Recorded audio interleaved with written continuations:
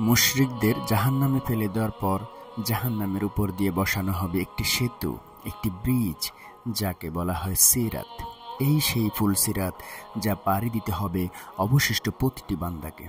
সিরাত হবে অত্যন্ত পিচ্ছিল, তলোয়ারের চেয়েও ধারালো এবং চুলের চেয়েও চিকন। এর চারপাশে থাকবে অগণিত আখড়া যা নির্দিষ্ট মানুষকে আঁকড়ে ধরে। এই আখড়াগুলো হবে মানুষের বিভিন্ন পাপের সাথে সম্পৃক্ত। যার যেই পাপ এখনো ক্ষমা করা হয়নি, সেই পাপ এসে তাকে আঁকড়ে ধরে জাহান্নামের দিকে টেনে নিয়ে যাবে। পৃথিবীতে যেমন দিনের পর রাত্রি আসে, কিয়ামতের দিবসেও ধীরে ধীরে অন্ধকার নেমে আসবে।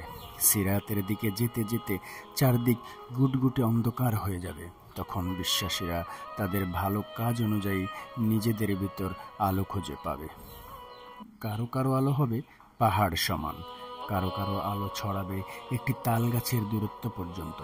এভাবে করে একদল লোক থাকবে যাদের শুধু পায়ের আঙ্গুলে একটুখানি আলো থাকবে, যা একবার জ্বলে আবার নিভে যায়।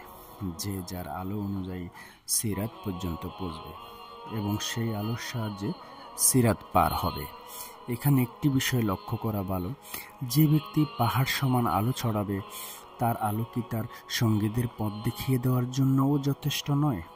যে ব্যক্তি সেদিন একেবারে অল্প আলো পাবে এবং অত্যন্ত কষ্ট করে সিরাত পর্যন্ত পৌঁছবে, সে দুনিয়াতে এমন কারো সঙ্গী হয়নি, এমন কারো সাথে বন্ধুত্ব করেনি যে কঠিন সেদিনে চারপাশে একটু আলো ছড়াবে। তাই আমাদের দিনে ভালো মানুষের সাথে বন্ধুত্ব স্থাপন করার ব্যাপারে বিশেষ জোর দেওয়া হয়েছে।